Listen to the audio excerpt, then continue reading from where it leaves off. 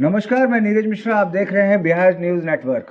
आज हम आए हैं किशनगंज जिले के कोचाधमन प्रखंड के बगलवाड़ी पंचायत में। ये शख्स जिन्हें आप हमारे टीवी स्क्रीन के सामने देख रहे हैं, यहाँ की मुखिया हैं सविस्ता बेगम जी, और ये शकील अहमद जी हैं। यहाँ के शकील हुसैन जी हैं, यहाँ के मुखिया कार्यवाहक और मुखिया पति। आइए सीधे तौर पे हम बात करते हैं मुखिया जी से और यहाँ के इनके कार्यवाहक से कि 19 से 20 माह हो गए हैं इनको कार्यरत होते हुए। इस दरमियान उन्होंने अपने पंचायत में क्या क्या तरक्कियां की हैं और किन किन तरह की समस्याओं का सामना करना पड़ा है। आइए सीधे तौर पे बात करते हैं मुखिया जी से। मुखिया जी, पहले तो आपका बहुत बहुत स्वागत है हमारे बिहार न्यूज़ नेटवर्क में। धन्यवाद जी जी, शकील जी, आप कुछ बताएंगे? देखिए, मुखिया बनने के बाद पब्लिक के पास खड़े होने के लिए कार्य बहुत ज़रूरी है। डेवलपमेंट मेरा मकसद था और मैंने डेवलपमेंट के जरिए जो भी कार्य होता है, एक प्रतिनिधि होने के कारण मैंने कार्य को करते आ रहा हूँ और कार्य किया भी बहुत सारा जी, जिसमें हम लोग को शुरू में तो दिक्कत नहीं हुआ और हम लोग उम्मीद भी किए थे कि कार्य बढ़िया से कर पाएंगे, लेकिन सिस्टम और बदलाव के वजह से कार्य करने में थोड़ा सा हम लोग को दिक्कत हुआ है। जी, सिस्टम में बदलाव, मनरेगा में कटौती और सबसे ज़्यादा मनरेगा में हम लोग को ये किया गया सिस्टम का बदलाव करके। जी, पहले 100% काम होता था, अब उसको कटौती करके कुछ परसेंट रखा गया है और उसमें भी जो है तरह तरह का त्रुटियां आ गई। जैसे कि सिस्टम में बदलाव, पहले मनरेगा का जो जियोटेक होता था बड़ा आसानी से होता था। क्या पता कब मोबाइल का नेटवर्क रहता है कब नहीं। हम लोग जब दिन में 3 बार जियोटेक करते हैं, 10 बजे, 12 बजे, 4 बजे, ये सिस्टम तो काम को नहीं करने का है, जी, काम को रोकने का है, काम को ज़्यादा नहीं होने का। लेकिन मैंने फिर भी प्रखंड स्तर पर इतना कार्य किया है कि हमने बेसी से बेसी पैसा खर्च करके पब्लिक को खुश करने का काम किया है। चाहे वो 15वीं सिस्टम में थोड़ा दिक्कत भी हुआ है, क्योंकि पदाधिकारी जो छोटे मोटे हैं, जैसे इंजीनियर हो या हमारे जो भी पंचायत स्तर के आते हैं, उनका भी थोड़ा दिक्कत हुआ है काम करने में, लेकिन फिर भी मैंने कार्य को करते रहा है।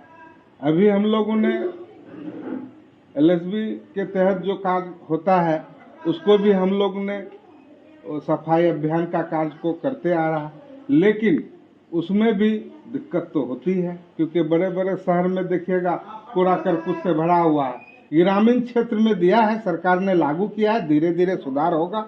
हम लोग भी मेहनत कर रहे हैं।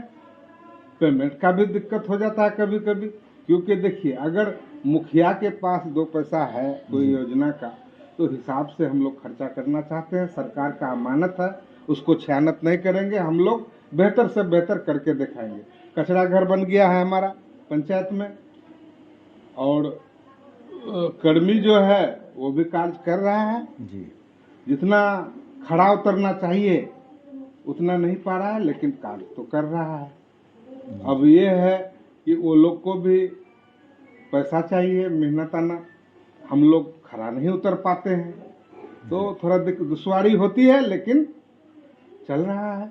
अब देखिए हमारे पंचायत में वो बाढ़ राहत कोष, वो जो हम लोग का ये है वो भी बना है जी, और पंचायत भवन बाढ़ राहत का- केंद्र, हाँ जी, वो अभी पंचायत भवन बनना था, बहुत पहले जी, नहीं बना था। हम लोग ने जमीन अधिग्रहण करके दिया है।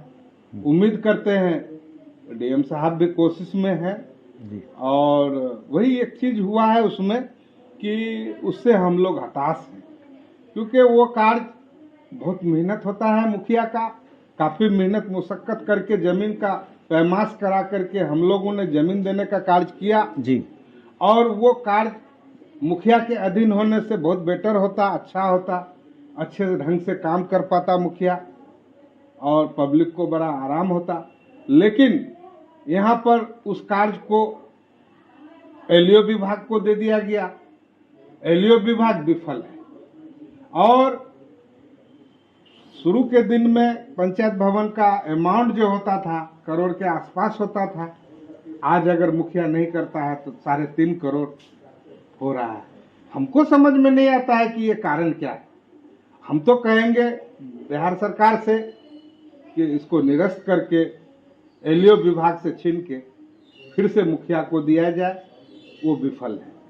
यानी कि और आपका कहने का तात्पर्य है कि ये सारे कार्य जो आपके द्वारा होंगे वो एकदम सक्सेसफुल होंगे, धरातल पे होंगे। हाँ, क्योंकि आप धरातल के देख आदमी रेख हैं। होगा, पब्लिक हमसे बात भी कर पाएगा, जी मुखिया को कह पाएगा हम घर का बेटा भतीजा हैं इलाके का जी। लेकिन वहीं पर अगर एलईओ विभाग करेगी तो एलईओ विभाग से कोई बात करने में भी कतराएगा जी, डरेगा। मुखिया जी, जैसे ही हमारे मुख्यमंत्री जी का ये ड्रीम प्रोजेक्ट था नल जल, उसकी आपके पंचायत में क्या स्थिति है?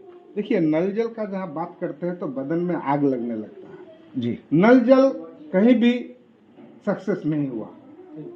30% भी काम नहीं हो पाया होगा, क्योंकि डब्बा डुब्बी तो लग गया, टंकी फंकी लग गया, वायरिंग नहीं हो पाया।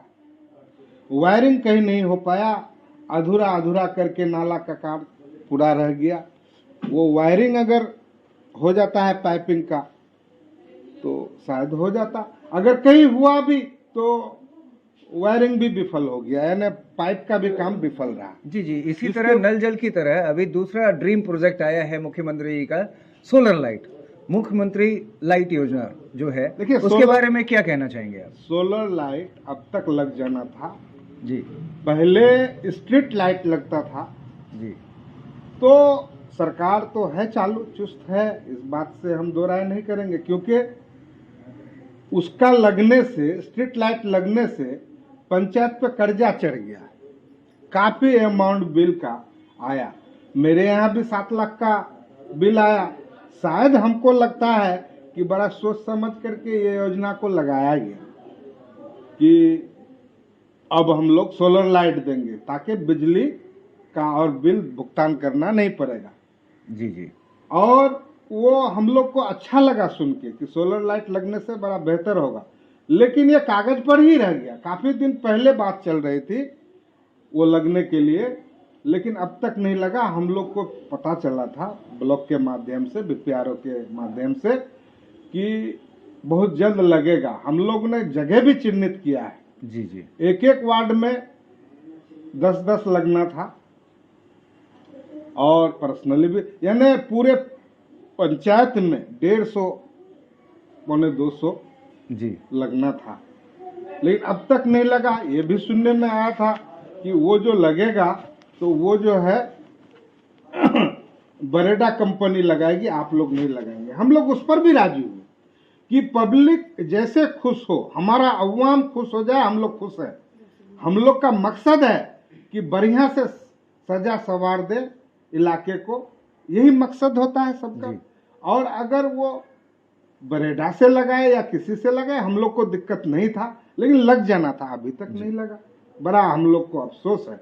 हम लोग जब क्षेत्र में जाते हैं तो पब्लिक डिमांड करता है जी। कि मुखिया जी आप लोग को जो जिताए तो कहाँ कुछ किए।